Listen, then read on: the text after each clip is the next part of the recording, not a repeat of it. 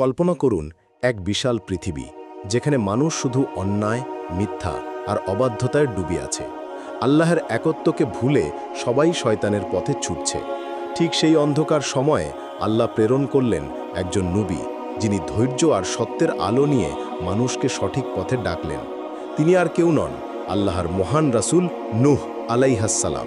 নূহ আলাইহাসসালাম ছিলেন সেই নবী যিনি টানা 950 বছর ধরে অবিশ্বাসীদেরকে তাওহীদের দিকে আহ্বান জানিয়েছিলেন। কিন্তু মানুষ তার ডাক প্রত্যাখ্যান করে উপহাস করেছে, বিদ্রূপ করেছে।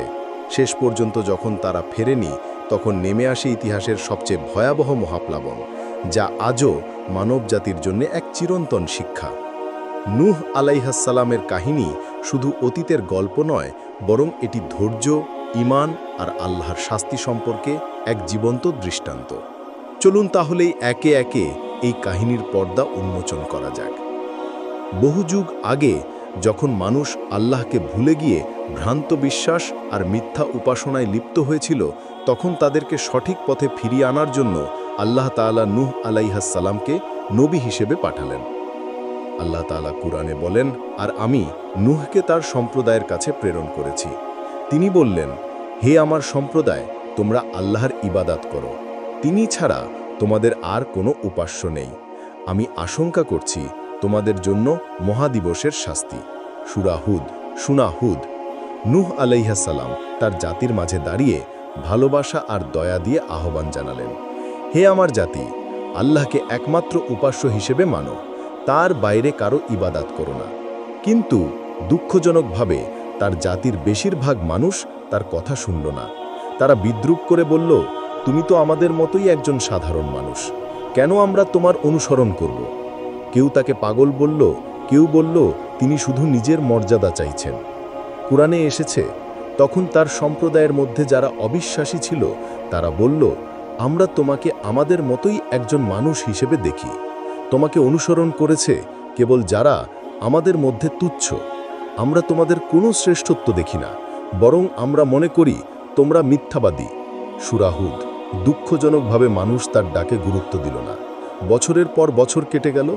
নূহ আলাইহাসসালাম অবিরত দিনরাত মানুষকে ডাকতে লাগলেন। কখনো প্রকাশ্যে, কখনো গোপনে তিনি বললেন, তোমরা আল্লাহর কাছে ক্ষমা চাও, তিনি তোমাদের ক্ষমা করবেন। কিন্তু তার কওমের অবিশ্বাসীরা আরও একগুঁয়ে রয়ে গেল। তারা নিজেদের কানে আঙ্গুল দিল, কাপড় দিয়ে শরীর ঢেকে নিল, যেন নূহ আলাইহাসসালামের কথা না শুনতে হয়। কুরআনে এসেছে, তিনি বললেন, হে আমার প্রতিপালক, আমি আমার জাতিকে দিনরাত আহ্বান করেছি, কিন্তু আমার আহ্বান তাদেরকে আরও দূরে সরিয়েছে। যখনই আমি তাদেরকে ক্ষমা প্রার্থনার জন্য আহ্বান করেছি, তারা আঙুল কানে ঠুকিয়েছে, কাপড়ে নিজেদের ঢেকে নিয়েছে, অহংকার করেছে এবং কঠিনভাবে অটল থেকেছে। সূরা নূহ। কওমের অবদ্ধতা। নূহ আলাইহিসসালাম যখন তার জাতির সামনে সত্যের কথা বললেন, তখন তারা ভাবল, এত সহজে কি তাদের বিলাসী জীবন ভেঙে যাবে? তাদের চোখে ধন সম্পদই ছিল সফলতার মাপকাঠি। তারা মনে করত, আমাদের কাছে যদি এত ধন সম্পদ থাকে, তবে নিশ্চয়ই আমরা সঠিক পথে আছি। কিন্তু নূহ আলাইহিসসালাম যখন বললেন, এই সম্পদ, এই ক্ষমতা, এই সব কিছুই ক্ষণস্থায়ী, আল্লাহর ইবাদত ছাড়া এর কোনো মূল্য নেই, তখন তারা আরও রেগে উঠল। তাদের অহংকারে আগুন জ্বলে উঠল। তারা বলতো, তুমি তো আমাদের মতোই একজন মানুষ, তোমার হাতে কোনো অলৌকিক ক্ষমতা নেই, তুমি আমাদের কি শেখাতে পারো? তাদের অবাধ্যতার আরেকটি দিক ছিল, তারা দুর্বল আর গরিব মানুষদের ঘৃণা করত। অথচ এই দুর্বল মানুষগুলোই নূহ আলাইহিসসালামের দাওয়াত মেনে নিয়েছিল। তাই ধনী অহংকারীরা নূহ আলাইহিসসালামকে তুচ্ছ করে বলতো, আমরা কি তোমাকে অনুসরণ করব যখন তোমার চারপাশে আছে এই গরিব আর দুর্বল মানুষগুলো? আল্লাহ কুরআনে বলেন, তারা বলল, আমরা কি তোমাকে অনুসরণ করব যখন তোমার অনুসারী হচ্ছে আমাদের মধ্যে যারা নিকৃষ্ট? সূরা আশ-শুআরা। এই অবিশ্বাসীরা শুধু উপহাসই করত না, তারা প্রকাশ্যে বৈঠক করে ষড়যন্ত্রও করত, কিভাবে নূহ আলাইহিসসালামকে চুপ করানো যায়। তাদের সবাই বসে কেউ বলতো, একে উপেক্ষা করো, আর কেউ বলতো, একে থামাও, না হলে আমাদের সমাজ ভেঙে যাবে। অবশেষে তাদের বিদ্রূপ একদিন ভয়াবহ হুমকিতে রূপ নিল। তারা চিৎকার করে বলল, হে নূহ, তুমি যদি থামো না, আমরা অবশ্যই তোমাকে পাথর মেরে হত্যা করব। সূরা আশ-শুআরা। যুগের পর যুগ কেটে গেল। নূহ আলাইহিসসালাম কখনো দিনের আলোয়, কখনো রাতের আন্ধারে মানুষকে ডাকলেন, কোমলভাবে বললেন, কড়া ভাষায় সতর্ক করলেন, তবুও তারা মানল না। তার বয়স যখন শতকের পর শতক ছুঁয়ে গেল তখনও তিনি হাল ছাড়লেন না। 950 বছর এমন দীর্ঘ সময়ে তিনি অবিশ্বাসী জাতিকে এক আল্লাহর পথে ডাকলেন। কিন্তু অবিশ্বাসীরা যতদিন গেল ততই অহংকারে অন্ধ হলো। তারা নূহ আলাইহিস সালামকে বিদ্রূপ করল, তাকে একঘরে করল, এমনকি হত্যার হুমকি দিল। অবশেষে একদিন নূহ আলাইহিস সালাম আকাশের দিকে হাত তুললেন। তার হৃদয় ব্যথায় ভরে গেল। তিনি কান্না ভরা কণ্ঠে দোয়া করলেন, হে আমার প্রতিপালক, পৃথিবীতে কোনো অবিশ্বাসীকে রেহাই দিও না। নিশ্চয়ই যদি তুমি তাদেরকে বাঁচিয়ে রাখো, তারা তোর বান্দাদেরকে বিপদগামী করবে এবং শুধু পাপী আর অবিশ্বাসীকেই জন্ম দেবে। সূরা নূহ। এবার আল্লাহর পক্ষ থেকে ঘোষণা এলো। তার ধৈর্য আর দোয়া কবুল হলো। আল্লাহ তাআলা নূহ আলাইহিস সালামকে বললেন, তুমি আমার সামনে আমার বান্দাদের ব্যাপারে কিছু বলবে না, তারা অবশ্যই নিমজ্জিত হতে যাচ্ছে, আর তুমি আমার নির্দেশে আমার প্রত্যাদেশে একটি নৌকা নির্মাণ করো। সূরা হুদ। এই ঘোষণা ছিল আসন্ন এক ভয়াবহ বিপর্যয়ের সূচনা। পৃথিবীর ইতিহাসে এমন শাস্তি আগে কখনো দেখা যায়নি। নূহ আলাইহিস সালাম বুঝলেন এবার আল্লাহর প্রতিশ্রুতি সত্যি হতে যাচ্ছে। তিনি হাতুড়ি আর কাঠ নিয়ে নেমে পড়লেন বিশাল এক নৌকা বানাতে। নৌকা নির্মাণের ঘটনা। আল্লাহ যখন নূহ আলাইহিস সালামকে আদেশ দিলেন, তুমি আমার সামনে আমার প্রত্যাদেশ অনুযায়ী একটি নৌকা নির্মাণ করো, সূরা হুদ, তখন তিনি দেরি করলেন না। নূহ আলাইহিস সালাম কাঠ জোগাড় করলেন, যন্ত্রপাতি নিলেন আর শুরু করলেন এক বিরাট নৌকা বানানোর কাজ। চারপাশে ছিল শুকনো জমি, পাহাড় আর মরুভূমির মতো পরিবেশ। সেখানে কোনো নদী বা সাগরও ছিল না। তবুও তিনি দৃঢ় বিশ্বাস নিয়ে হাতুড়ি চালাতে থাকলেন।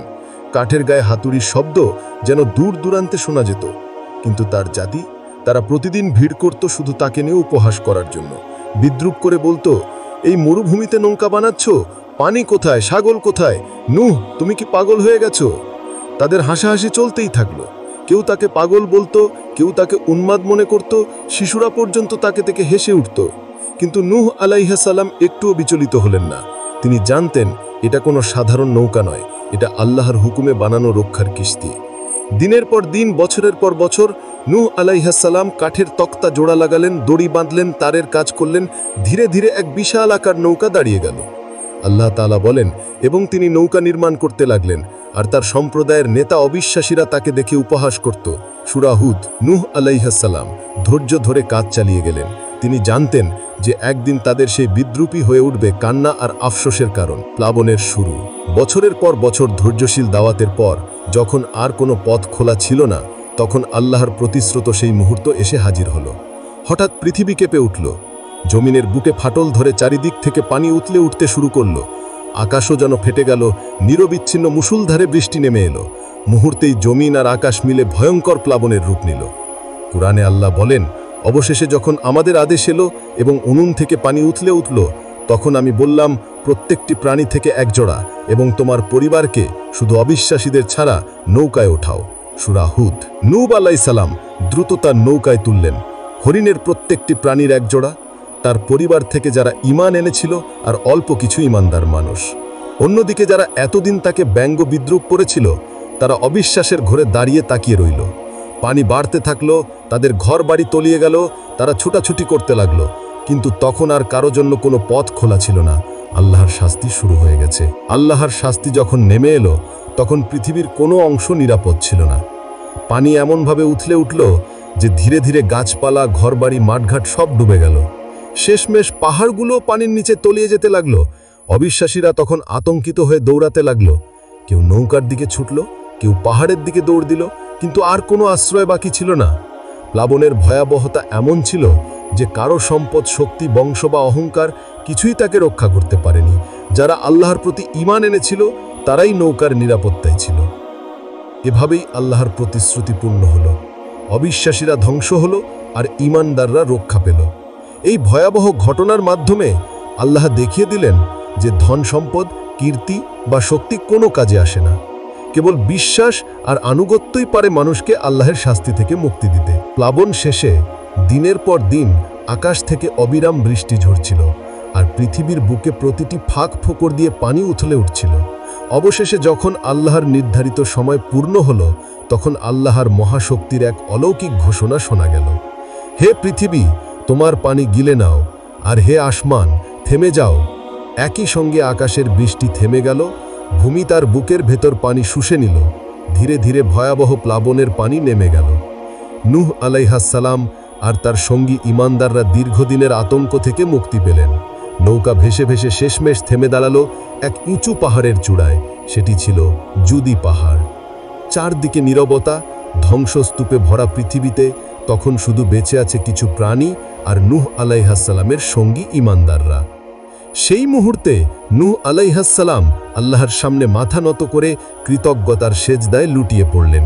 তিনি আল্লাহর রহমতকে স্মরণ করে বললেন, সমস্ত প্রশংসা আল্লাহর জন্য, যিনি আমাদের অবিশ্বাসী সম্প্রদায়ের হাত থেকে রক্ষা করেছেন।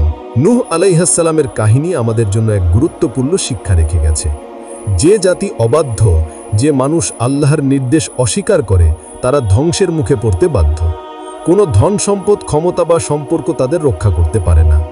এই গল্প আমাদের শেখায়, ধৈর্য, ঈমান এবং তওবা ছাড়া কোনো ব্যক্তি সত্যিকারের নিরাপত্তা পায় না।